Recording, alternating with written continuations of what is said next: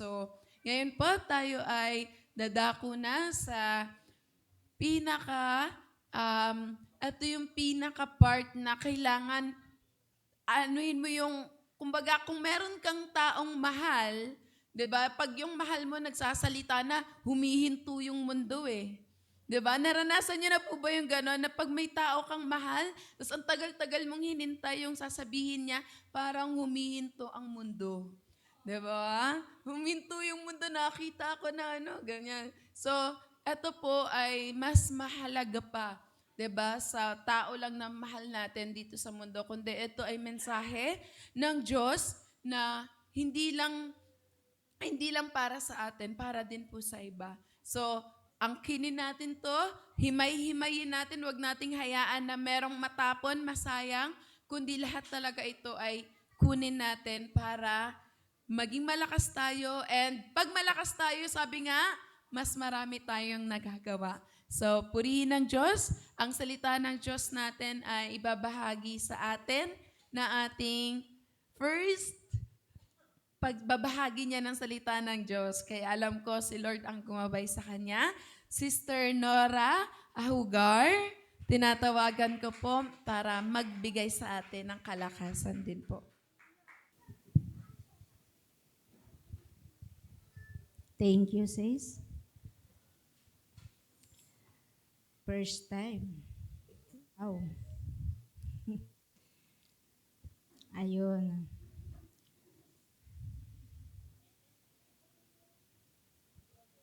So, ayun. So, yung pinag-aralan, pinag-aralan ha. Ang pinag-aralan natin nung nakaraan, sino po ang nakaalala sa ating pinag-aralan? So, dapat po ay lagi tayong may listahan pala. So, lagi na tayo susulat para alam natin. So, ang tema natin nung nakaraan linggo ay What's in Prepare. Ayun. Doon po yan sa Mateo chapter 25 verse 3. So, ngayon po, ang tema naman natin, so bagong luto ito. So, siguro napakasarap nito. Dahil kailangan natin tuwing linggo may bagong putahe. No? Sa handaan, lagi tayong may bagong luto. Kapag tayo pumunta sa mga handaan, dapat may take out tayo. Amen po? So, ang tema natin ngayon ay dito po sa Roma chapter 10 verse 14 to 15. Ano? So, pero bago po natin yan basahin, so tayo po muna ay manalangin para po tayo ay gabayan ng ating Panginoon dahil hindi po natin ito magagawa kung wala siya sa ating buhay. So tayo po ay yumuko at tayo manalangin. Ama naming Diyos na makapangyarihan sa lahat, narito po ako, Panginoon Lord God, Lord, na nagpapakumbaba sa iyong harapan, Panginoon. Lord, anuman ang aming mga nagawang pagkakasala, lantad man ito, Panginoon, o hindi, Panginoon. Lord, ikaw na po, Panginoon, ang siyang bahala, Panginoon Lord God. Patawarin mo po kami, Panginoon Lord God. Lord, linisin mo po, Panginoon, aming buong puso at pagkatao, Panginoon God, Lord, sa oras na ito. Ama, ikaw po, Panginoon Lord God, Lord, ang patuloy na manguna, Panginoon Lord God, Lord. At bigyan mo po ako ng lakas, wisdom, Panginoon God, Lord, na maipahayag ko ito na malinaw, Panginoon God, Lord, maunawaan ng bawat narito, Panginoon Lord God. Lord, gamitin mo ako, Panginoon God, gamitin mo ang aking katawan lupa, maging sa aking labi, Panginoon, at ikaw ang tatayo sa aking harapan, Panginoon Lord God. Ikaw ang manguna, Panginoon Lord God, sa mga oras na ito, Lord God. At Lord, maraming salamat, Panginoon, at anuman ang gawa ng kaaway sa oras nito, ay aking ito winawasak, aking dinudurog, aking dinidikdik sa ngalan ng Panginoong Jesucristo in Jesus' name. Walang karapatan sa araw nito, kundi ang kalooban mo, ong Diyos, ang siyang mangyari, ang siyang magtatagumpay sa buhay ko, Lord. Lord, maraming salamat, Panginoon. muli, Panginoon Lugad, na ikaw ang manguna, Panginoon Lugad, sa oras nito. Salamat po, Ama. Muli ibinabalik ko ang papuri at pasasalamat, pagdakila sa pangalan ng Panginoong Hesus. In Jesus' name, Amen. So, ayan po. So, ang tema po natin ay dito po sa Roma chapter 10, verse 14 to 15. So, kung mayroon po tayong mga Bible, makibasa po tayo para malaman natin. So, dito po sa Roma, ayun, nandun pala. Sa Roma chapter 10 verse 14, sabi dito, paano naman sila tatawag sa Kanya kung hindi sila sasampalataya? Paano sila sasampalataya kung wala pa silang napapakinggan tungkol sa Kanya? Paano naman sila makakapakinig kung walang magngangaral sa kanila? Verse 15, at paano makakapangaral ang sinuman sa Kanya kung sinuman kung hindi siya isinugo tulad ng nasusulat? O kay gandang pagmasdan ang pagdating ng mga nagdadala ng magandang balita. So, yun po yung ating tema. So, yun po ang ating pag-uusapan ngayon. So, atin po ito, ang title nga pala nito, Tagalog lang, nandito tayo sa Pilipinas eh. Hindi ako sanay mag-English.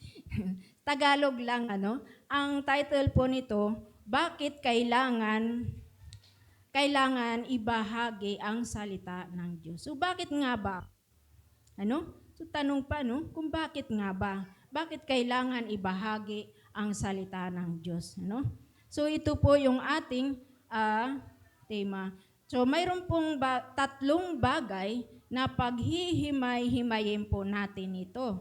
Kung bakit nga ba kailangan ibahagi ang salita ng Diyos. So, una, upang may sumampalataya. So, upang may sumampalataya. Kaya kailangan talaga maibahagi ang salita ng Diyos upang mayroon sila mapakinggan. Mayroon silang mapakinggan. Kaya kailangan maibahagi ang salita ng Diyos. Dahil kung walang magbabahagi ng salita ng Diyos, wala po sila mapapakinggan at hindi po sila sasampalataya. Wala silang napakinggan eh. So kaya kailangan talaga maibahagi ang salita ng Diyos. Kasi kung wala silang mapakinggan, maaari ang mga tao ay may sariling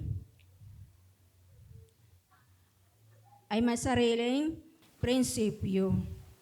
Ang tao ay kanilang paniniwala.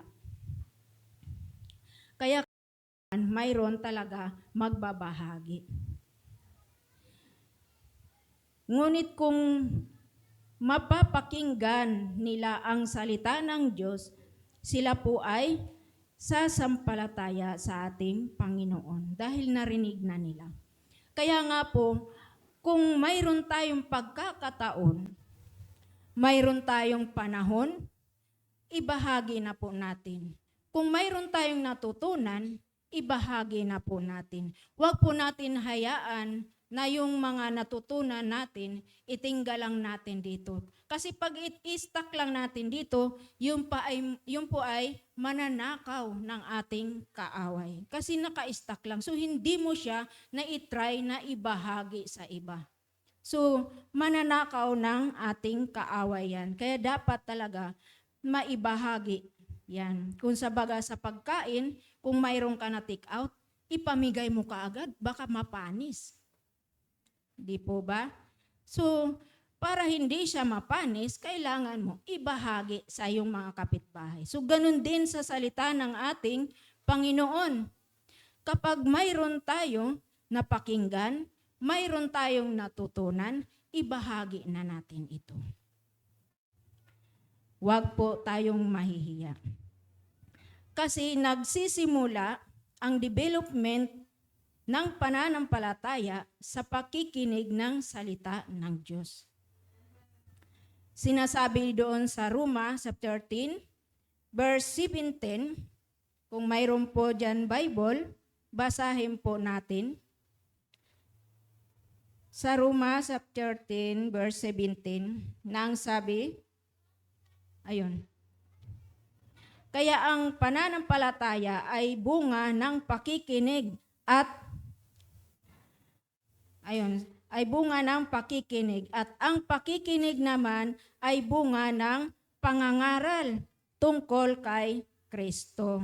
So, ayun. Kaya kailangan talaga mayroon tayo mapakinggan nang sa ganun, mayroon tayo matututunan. Dahil kung walang magpapaliwanag sa kanila, wala sila paniniwalaan. Wala silang paniniwalaan kasi wala silang napakinggan eh.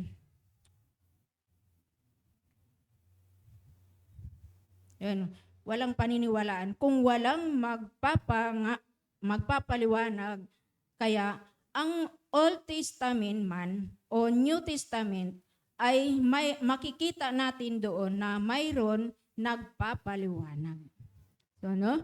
Kaya kung sino man yung nakakaunawa nito, sigurado ako na sila ay sasampalataya. Dahil may nagpaliwanag. Mayroon sila narinig napakinggan nila na mabuti at naipaliwanag ng mabuti. Kaya sila ay sasampalataya na sila ngayon sa ating Panginoon dahil naipaliwanag na sa kanila.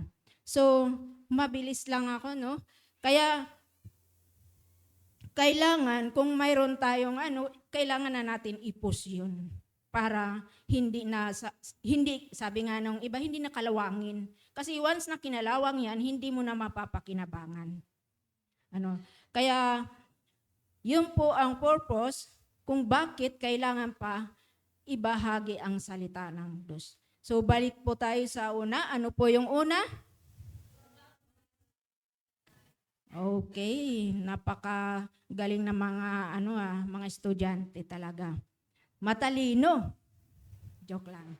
So, yun upang may sumampalataya.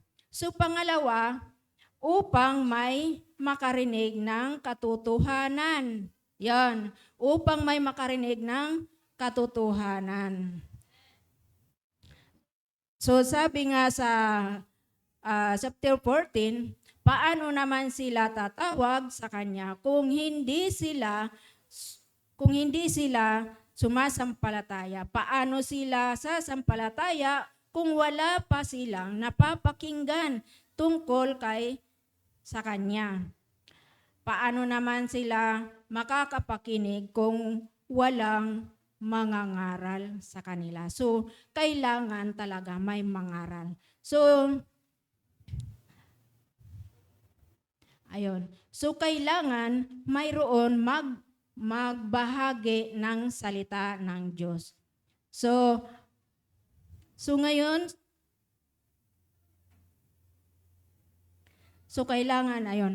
kailangan talaga mayroon magbabahagi ng salita ng Diyos sa pamamagitan ng mga sugo. So, pasensya na talagang yung mata ko talaga So ngayon,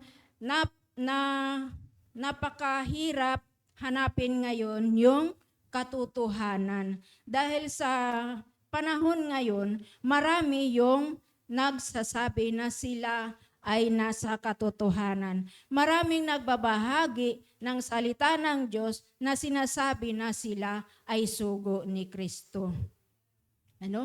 Kaya kapag tayo ay nakakapakinig ng iba na nag-share ng Word of God, dapat po suriin po natin mabuti kung ito nga po ay tama. So kaya nga po tayong mga Kristiyano, dapat po ay lagi tayong may Bible. Dahil kung mayroon tayong napapakinggan na iba, dapat siguraduhin natin nga kung tama yung ating mga napapakinggan. So magbasa rin po tayo ng Bible kung tama yung ating napakinggan, kung tama ba na sila ay sumusunod sa kalooban ng Diyos. No? At humingi tayo ng tulong sa banal na Espiritu Santo para tayo i-guide, para tayo dalhin sa tamang turo, sa tamang aral, sa tamang desisyon ng ating Panginoon. Dahil kung hindi tayo humingi ng tulong sa ating Panginoon, doon sa Holy Spirit, maari tayong maligaw. Maari tayong lumihis. Kaya ang Holy Spirit lang talaga yung makakapag-guide sa atin at magtuturo kung saan dapat tayo. Kaya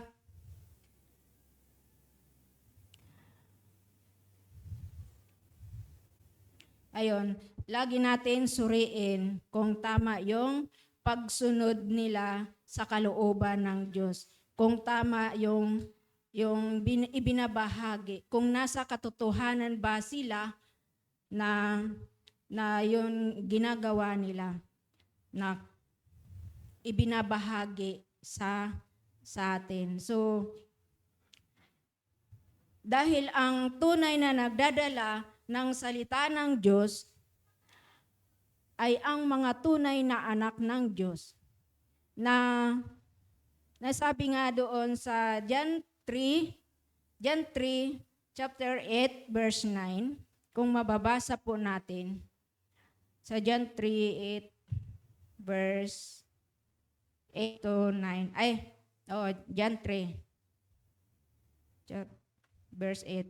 So ang sabi dito, ang nagpapatuloy sa pagkakasala ay kampon ng dyablo, sapagkat sa simula pa nagkasala na ang dyablo. Kaya't naparito ang anak ng Diyos upang wasakin ang mga gawa ng dyablo. Verse 9, ang mga anak ng Diyos ay hindi nagpapatuloy sa paggawa ng sa pagkakasala, sapagkat nananatili sa kanila ang binhing mula sa Diyos, at dahil ang Diyos ang Ama nila, hindi sila maaaring magpatuloy sa pagkakasala. So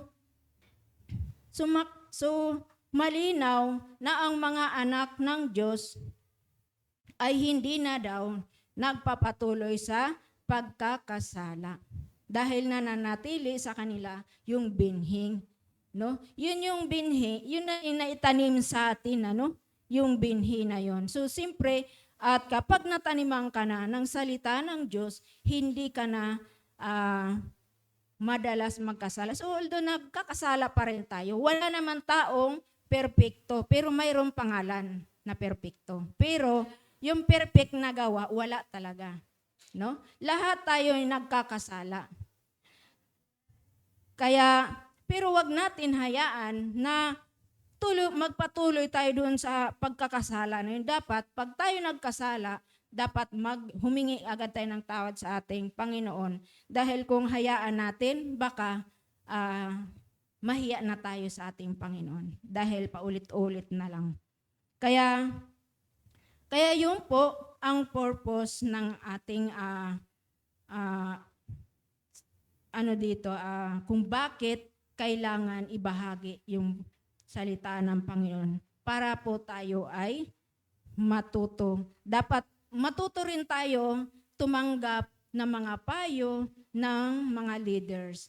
Matuto tayo tumanggap kung mayroon din tayong mali na itinatama tayo ng ating leaders. Para doon tayo mas lalo pang mahubog dahil alam na natin na ay mali pala ito. Sabi ni Sister, mali daw ito. Kaya matuto rin tayo tumanggap ng pagkakamali para mas lalo pa tayo maraming matutunan. Kaya nga po, kung mayroon tayong natutunan, dapat ibahagi talaga natin ito. Huwag po natin ikahiya. Huwag po tayo mahiya. Kung dati, kasi bilang Kristiyano, dapat wala na tayong hiya eh. Pero sa atin dito, mayroon pa talaga. Kahit sa testimony, nagkakahiyaan. Mga kapatid, bilang Kristiyano, dapat hindi na natin habit yung hiya na to. Sabi ko nga sa inyo, nung ako'y mula na born again ako, kumapal yung mukha ko eh. Pero dati talaga mahihain ako. Lagi ako nagtatago. Pero dahil Kristiyano tayo, hindi tayo dapat mahiya. Lalong-lalo na kung ang pag-uusapan ang salita ng ating Panginoon. Dapat may lakas ng loob tayo doon na maibahagi talaga. Malay mo, sa pagbabahagi mo, naligtas mo yung kapatid mo. Nadala mo sa church yung kapatid mo, yung anak mo, yung kaibigan mo. Nang dahil sa pagbabahagi mo ng salita ng Diyos. Kaya wag po tayong mahiya. So, kaya ito po yung purpose kung bakit kailangan ibahagi ang salita ng Diyos. So, balik po tayo, review. So, una, upang may sumampalataya. Pangalawa, upang may makarinig ng katotohanan. Ayun, para may makarinig ng katotohanan. Kasi kung walang magbabahagi o wala rin di ka makarinig ng mga payo sa mga leader, so hindi mo alam kung tama ba yung ginagawa mo. Hindi mo alam kung yun pa rin ba. Kasi minsan tayo bigla na lang tayo magdidesisyon, bigla na lang gagawin natin ito na kahit hindi natin hiningi sa Panginoon na or hindi natin pinag-pray na, Lord, ito na ba yun? Ito ba yung tama, Lord? Pero ginawa mo na. So kailangan mayroon din talaga magpapaliwanag. So sila yung mga ginagamit ng ating Panginoon para tayo ay itama. No? Kaya yun po yung purpose doon para tayo ay makaunawa. So sa pangatlo na. So mabilis lang ito. Pangatlo, upang laman ng lahat na ito ay mahalagang utos ng Diyos. So, di ba? So, kaya napakahalaga talaga na sundin natin yung utos ng Diyos. Diba? Sabi ko nga nung nakaraan, nung tumawag si Sis Maricel sa akin, sabi ko, Bakit? Nanggugulat ka na naman? Sabi ko. So, pero ganun pa man, sa pagdating sa ganyan, sabi ko nga, sino ba naman ako na tumanggi sa utos ng Diyos? Wala po akong karapatan na tanggihan ang utos ng Diyos dahil siya yung ating Ama. No? Isipin na lang natin, kapag inutusan tayo ng ating tatay, hindi mo ba siya susundin? Siyempre susundin natin, tatay natin siya. Kaya nga sabi ko, wala akong karapatan na tumanggi sa utos ng Diyos kasi siya yung aking Ama. Kaya sabi ko, kahit hindi ako nakaprepare, si tatay na ang bahala. Sabi nga ni Sis Michelle Ann, si tatay na. Si tatay na ang bahala. Kahit hindi ako nakaprepare, siya na ang bahala. Alam ko, hindi naman niya ako pababayaan. Alam niya na first time kong tumayo dito, kaya hindi niya ako pababayaan. Kaya yun. So, upang malaman ng lahat ng ito, ay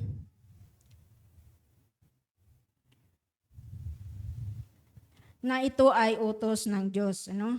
So, ngayon, ang pagpapahalaga ng salita ng Diyos ay ito po ay utos ng ating Panginoon. So, sinasabi po doon sa Marcos 16 verse 15. So, ang sabi doon, at sinabi ni Jesus sa kanila, habang kayo'y humahayo sa buong mundo, ay ipangaral ninyo sa lahat ng tao ang magandang balita. Ayun po. So, ang panawagan lang ng Diyos dito sa pagbabahagi ng kanyang salita niya ay mayroong dalawang bagay. Ano na naman kaya itong dalawang bagay? Mayroon pong dalawang bagay. Ano? So, una ay special calling. So, mababasa po natin yan doon sa Efeso chapter 4, verse 11. Ang sabi doon sa Efeso chapter 11, at binigyan niya ang ilan ng kaloob upang maging mga apostol. Ang iba na may mga propeta, ang iba mga ebanghelista, at ang iba ay mga pastor at mga guro. So sila po, ang ibig sabihin, sila po ay may mga special calling. Sila yung mga binigyan ng Diyos ng special calling. Ayun. Kaya yun, mayroon propeta, mayroon pastor o apostol, at mga iba pang leader. Sila po ay nagdadala ng mensahe. Sila po yung nagdadala ng magandang balita. Sila po yung may special calling. So, yun ang ginamit ng Panginoon para makapaghatid ng balita. Pare-pare, yung mga yan, pare-parehas lang naman yan. Ang inahatid nila ay ang salita ng Diyos. No? Lahat yan, ganun ang inahatid nila. So, ano naman po yung pangalawa? Ang pangalawa po ay general calling. Ang general calling po, ang ibig sabihin nito, ang general calling na ito ay ang pagpapahayag ng salita ng Diyos na kahit hindi siya pastor, kahit hindi siya guro, kahit hindi siya leader, pwede kang magbahagi ng salita ng Diyos. Yan po yung sinasabi na general calling. Mababasa po natin ito sa Gawa chapter 8 verse 4. Nang sabi doon, ayun, meron din kasi ako dito. Kompleto, Ricardo to. Ang sabi doon, ipinangaral ng mga mananampalataya mananampalatayang nagkawatak-watak sa iba't ibang lugar ang salita, saan man sila magpunta. So, yun po, yung mga Kristiyano na nagkawatak-watak. Pero, dahil nga sa sila ay may calling ng Diyos, kahit hindi sila leader, ay nangaral pa rin sila. Nangaral sila sa iba't ibang lugar. Hindi sila nahihiya. Kahit na wala silang ugnayan sa church, kung saan church, pero pinangaral pa rin nila yung salita ng Diyos. Yun po yung pagpapahalaga ng salita ng Diyos. Kaya kahit wala silang, malayo sila sa church, pero sinunod pa rin nila yung kalooban ng ating Panginoon. Nangaral pa rin sila. Kaya maraming mga tao ang na-born again. Maraming mga tao ang naging Christian dahil sa kanila. Dahil ipinangaral nila ang salita ng Diyos. No? Kahit na nagkahiwa-hiwalay sila, nagkawatak-watak sila, na ipinagpatuloy pa rin nila yung pagbabahagi ng salita ng Diyos. Dahil nais nila na sumunod sa ating Panginoon. Dahil alam nila na ang salita ng Diyos ay napaka-importante sa bawat mga tao. Ang salita ng Diyos ay kaligtasan ng bawat tao. So maliwanag na ito'y general calling. Ito'y general calling sa mga taong hindi pa nakakakilala sa Diyos. Sila yung mga taong ginamit ng Diyos upang ma-born again at maligtas yung iba pang mga tao na hindi pa nakakilala sa ating Panginoon. Kaya malinaw po na ito po ay general calling sa mga Kristiyano. Kaya nga po, huwag po natin ikahiya ang salita ng Diyos. Huwag po tayong mahiya na mag-share ng Word of God dahil malay mo sa pamamagitan mo, yung mga kapitbahay mo ay na-born again na rin nang dahil sa iyo. Kaya kapatid, kung tayo ay may calling, huwag po natin ito ibaliwala. I-post natin para sa ating Panginoon. Mga kabataan dyan, sa ating mga kaklase, kung may calling ka, i-share mo yan sa kaklase mo. So maraming nagsasabi na bakit mag-share ka ng Word of God, hindi ka naman daw leader, hindi ka naman daw pastor, sabi. Pero dito nalaman ko na pwede ka naman pala mag-share ng Word of God na kahit hindi ka leader, na kahit hindi ka pastor, kahit hindi ka pastora, kung may calling ka sa Panginoon, mag-share ka. Huwag po natin itingga. Kung sa pagkain, yun nga yung sinabi ko kanina. Pag pumunta tayo sa kainan, halimbawa sa birthday, may na-take out tayo, dami natin na-take out. So pag uwi natin, huwag mo kainin lahat kasi kumain ka na eh. So pagdating natin sa bahay, kailangan natin ibahagi din ito para yung natikman natin na putahe, sila rin ay makatikim ng putahe. Hindi lang yung tayo lang yung nakakain, hindi yung tayo lang nakatikim, lahat tayo nakatikim ng putahe na yun. So, ganun din po yung salita ng Panginoon. Kung may calling tayo, i-post natin yan. Huwag natin itingga rito. Dahil pag kinalawang yan dito, hindi na natin yan mapapakinabangan. Hindi na natin mapakinabangan. So, sayang.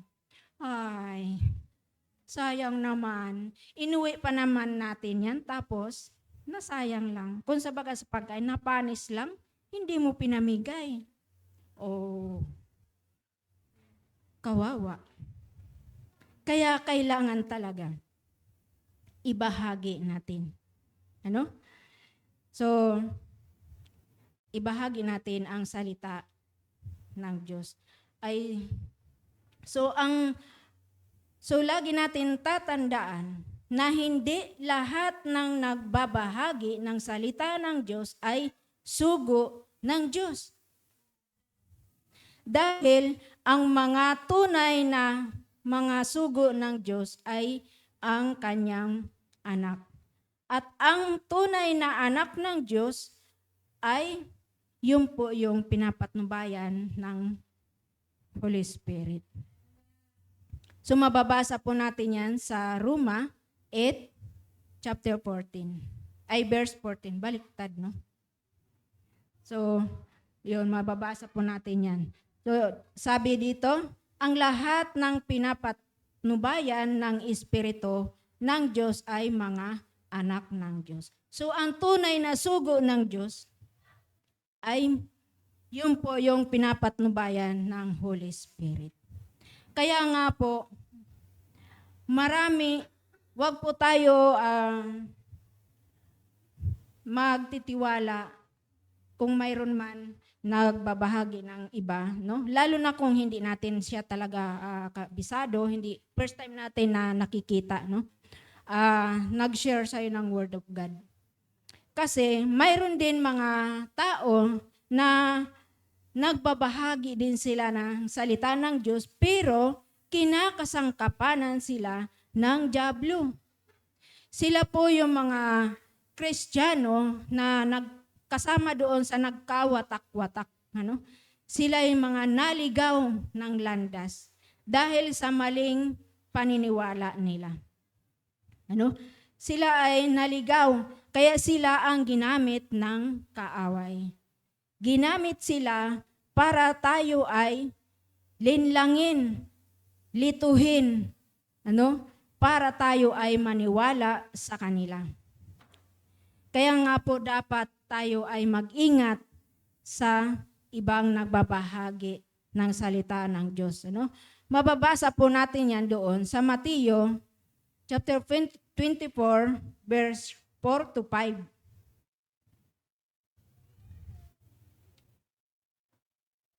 Ayon. Sa Mateo 24, verse 4. Sumagot si Jesus, mag-ingat kayo upang hindi kayo maligaw ninuman. Marami paparito sa pangalan ko at magpapanggap na sila ang Kristo at marami silang maiiligaw. So, mag-iingat po tayo mga kapatid. Baka isa po tayo sa maligaw. Kasi minsan, ayaw natin tumanggap ng payo ng iba. So, ayaw natin i-correct. Kaya kapag ayaw natin na i-correct ng iba, maaari tayo maligaw. Maaari tayo maligaw dahil sa ating mga pinapaniwalaan na hindi natin alam kung talagang tunay nga sila na sumusunod sa kalooban ng Diyos. Na basta lang naniwala tayo doon, pero yung nagpayo sa'yo, hindi mo pinaniwalaan. Kaya nga po, mag-ingat tayo. So, at dito sa Roma 16, verse 17 hanggang 18, ang sabi dito, mga kapatid, nakikiusap ako sa inyo, mag-iingat kayo sa mga pasimuno ng mga pagkakampi-kampi at sanhi ng pagtalikod dahil sa pagsalungat nila sa aral na tinanggap ninyo. Iwasan ninyo sila. Ang mga taong gayon ay hindi naglilingkod kay Kristo na ating Panginoon, kundi sa pansariling hangarin. Inililigaw nila ang mga may mahihinang pag-iisip sa pamamagitan ng kaakit-akit at matamis na pangungusap. So baka maakit tayo doon sa mga pangungusap, matamis na pangungusap. Kasi ang kinakasangkapan ng dyablo, napakaganda nila magpaliwanag. Maari tayong matangay, maari tayo sumunod doon sa kagustuhan nila kasi magaling din sila mangaral. Kaya huwag po tayo magpadalos-dalos. Huwag po tayo maniniwala agad-agad. So, suriin natin mabuti yung ating mga napapakinggan kung tama, kung sila ba yung sumusunod sa Panginoon, sa kalooban ng Panginoon. Kaya, ayun, doon po tayo magtatapos. Napakabilis lang po. Kaya, kapatid, kung tayo ay maikuling, dapat po, huwag na natin ikahiya ito. Kung maikuling tayo sa Panginoon. So, sa ating application, una, huwag magdalawang isip na ibahagi ang salita ng Diyos. So, huwag tayo magdalawang isip. Kung mayroon tayong natutunan, ibahagi na natin yan. I-push mo na, sabi nga nila. Sabi ng kabataan. Ayun. Pangalawa, huwag natin ikahiya ang salita ng Diyos. Kung may pagkakataon ka, ipangaral mo ito sa iba.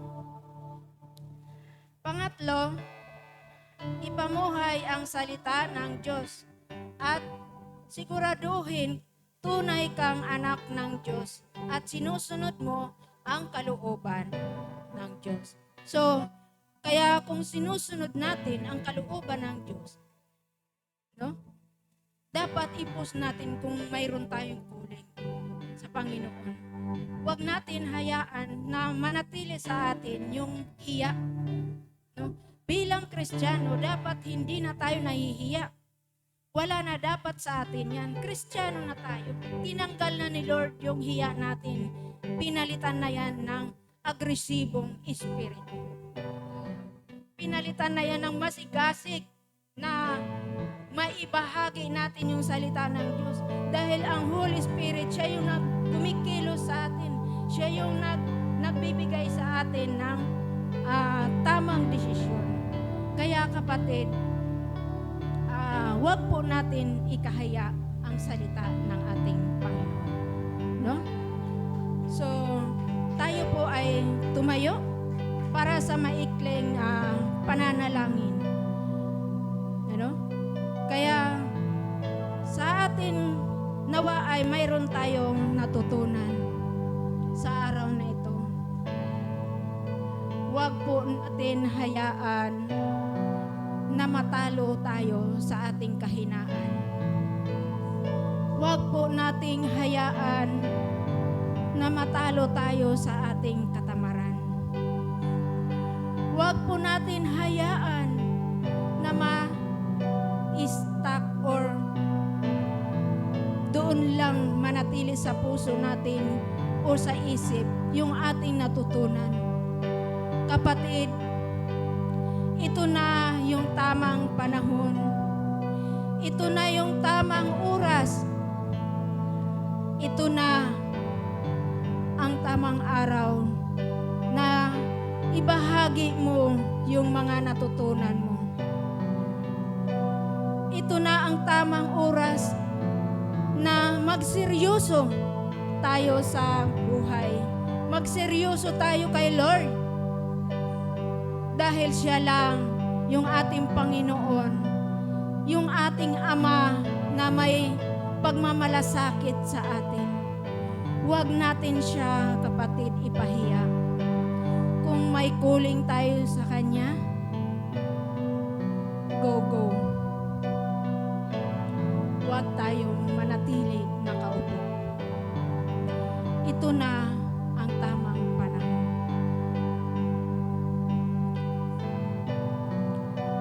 Kaya sa oras na ito,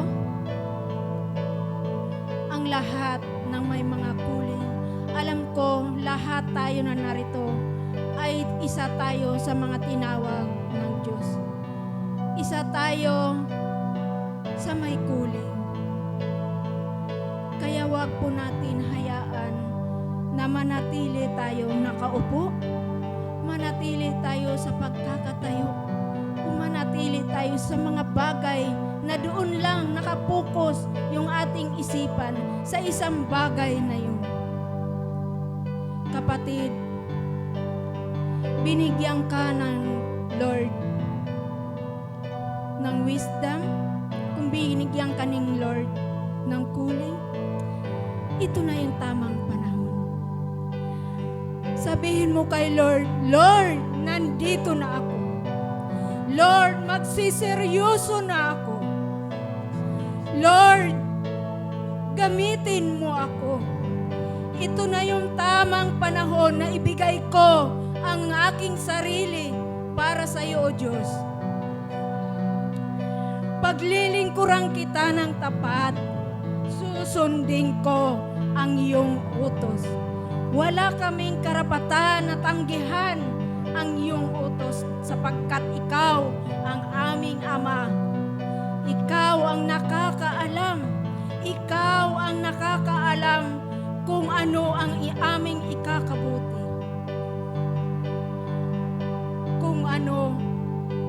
yung para sa amin, Panginoon. Kaya Lord, dalangin ko sa oras na ito, Lord, na ikaw din, Panginoon, ang magpapaalala sa bawat isa sa amin. Ilagay mo kami, Panginoon, sa tamang desisyon, sa tamang plano, sa tamang mga gawa, Panginoon, na magawa namin ng tama, na masunod namin ang iyong kalooban, Ama. Sa iyo kami, O Diyos, umaasa na patuloy na ikaw ang patuloy na magtutuwid sa bawat mga ginagawa namin. Ituro mo sa amin, Panginoon, kung paano kami mag-umpisa, kung saan kami mag-uumpisa, O Diyos, kung paano namin ito gagawin. Lord, alam ko na marami sa amin may mga calling, pero hindi pa ito, Lord, na itatry. Lord, ito na, Panginoon, ang tamang oras, ang tamang panahon na kami ay magpagamit sa iyo, O Diyos. Gamitin mo, Panginoon, ang lahat ng may mga calling. Bigyan mo sila, Panginoon, ng lakas ng loob upang maipahayag nila, Panginoon, ang kanilang mga natutunan na mga tagal na yan, Panginoon, na naka-stack, Lord, sa kanila. Lord, nawa maipos na nila ito, Panginoon, sa pamamagitan mo, O Diyos, na ikaw ang patuloy na mangunguna, Panginoon, sa bawat isa. Lord, dalangin ko na sa lahat, Panginoon, na ikaw patuloy, Lord God, Lord, na mag-guide din sa kanila, Panginoon. Kung sila man ay may takot pa, Lord, alisin mo yung Panginoon, Lord God. Ipalit mo, Lord God, yung masigasig na spiritual, Panginoon. Masigasig na may pagpapakumbaba at may pagmamahal sa iba't mga tao, Panginoon, na pagmamalasakitan nila, Panginoon, hindi lang sa Word of God, Panginoon, kundi lahat na bagay na para ma-encourage ang mga tao na nasa paligid, O Diyos. Patuloy mo kami gamitin, Ama, upang sa pamagitan namin, O Diyos, maraming kaluluwa ang maligtas, maraming kaluluwa, Lord, ang ma-born again, mapuno ang iyong bahay, sambahan, Panginoon, sa pamamagitan namin, O Diyos, na patuloy na tatayo, na may kasigasigan, O Diyos, na maipahayag ang iyong salita, Ama. Na magkaroon kami ng lakas ng loob. Alisin mo, Panginoon, ang takot, pangamba, hiya, Panginoon. Ipalit mo, Diyos, ang masigasig na espiritual sa bawat naririto, Panginoon, na may mga calling. Ito na ang tamang panahon, kapatid, na lumapit ka sa Diyos. Lumapit ka sa Diyos. Magpakatotoo ka. Pahalagahan mo ang salita ng Diyos. Dahil napaka-importante ang salita ng Diyos sa bawat mga taong hindi pa nakakakilala sa ating tunay na Diyos. Maraming naniniwala na ang kanilang Diyos ay nariyan lang. Maraming naniniwala na ang kanilang Diyos na sinasamba nila nakadisplay sa kanilang tahanan. Kapatid, kung ikaw ay nanunood sa araw nito o nakikinig, kapatid, hindi yan ang Diyos natin. Ang Diyos natin ay buhay. Buhay ang Diyos natin. Hindi siya bato, buhay. Kumikilos siya sa bawat isa sa atin. Kaya kapatid, kung may calling ka, huwag ka na magdalawang isip na ibahagi ang iyong natutunan. Ang iyong na-take out sa araw nito ay idalhin mo, Panginoon, sa iyong mga kapitbahay, sa iyong kaibigan, sa iyong kapatid, sa iyong anak. Upang sila, Panginoon, makakilala na siya ang Diyos natin na buhay at hindi siya bato. Ang Diyos natin ay may pakiramdam. Ang Diyos natin ay mapagmahal. Ay nariyan lang siya, nakikinig sa bawat mga daing natin, bawat panalangin natin ay nakikinig siya. Ito na yung tamang panahon na tayo ay sumuko sa Panginoon. Ibigay natin ang ating sarili. Magseryoso tayo, kapatid. Manatili tayo sa ating Panginoon. Pahalagahan ang kanyang salita. Dahil ang kanyang salita ay kaligtasan ng bawat isa. Salamat, Panginoon. Nawa sa araw nito ay mangusap ka, O Diyos, sa bawat isa. Mangusap ka, O Diyos, sa bawat isa. Na ito na ang ang panahon na magseryoso, na bigyan natin halaga, na sundin natin ang ating Ama, na siyang paulit-ulit na sinasabi sa atin na gawin ito, pero natatakot. Huwag ka nang matakot, kapatid. Ito na ang tamang panahon. Ibigay mo sa Panginoon ang iyong panahon, ang iyong oras, kung may pagkakataon. Salamat sa Panginoon na patuloy na siya ang kumikilos, gumagabay. At salamat sa Panginoon na kahit marami tayong mali, na kahit minsan lumilihis tayo, ay patuloy niya tayong tinatawag upang tayo sumunod sa Kanya. Upang tayo sumunod sa Kanyang tinig. Kapatid, kung narinig mo ang Kanyang tawag, kung narinig mo ang Kanyang boses, ito na ang tamang panahon upang lumakad tayo ng ayon sa Kanyang kalooban. Sundan natin ang Kanyang tinig upang hindi tayo maligaw, upang hindi tayo malihis. Maitama natin ang ating lalakaran sa pamamagitan ng ating pagsunod sa kalooban ng Diyos. Maraming salamat, Panginoon. Salamat, Panginoon, sa araw na ito na muli, Panginoon, na nakapiling muli, Panginoon, ang iyong banal na Espiritu Santo na patuloy na kumikilos. Salamat, Panginoon, na patuloy ka nariyan, na patuloy ka kumikilos sa bawat isa. Thank you, Lord. Salamat sa pagkakataon na muli mo kami binigyan ng lakas upang kami ay magpatuloy, upang kami humayo, upang ibahagi ang iyong salita. Nawa ay patuloy natin ipamuhay ang salita ng Diyos. Dahil napaka-importante sa buhay ng bawat isa. Maraming salamat, Panginoon. Salamat, Panginoon. Salamat po, O Diyos. Ito po, Panginoon, ang samog at dalangin sa iyong matamis na anak na sa Jesu Kristo. In Jesus' name.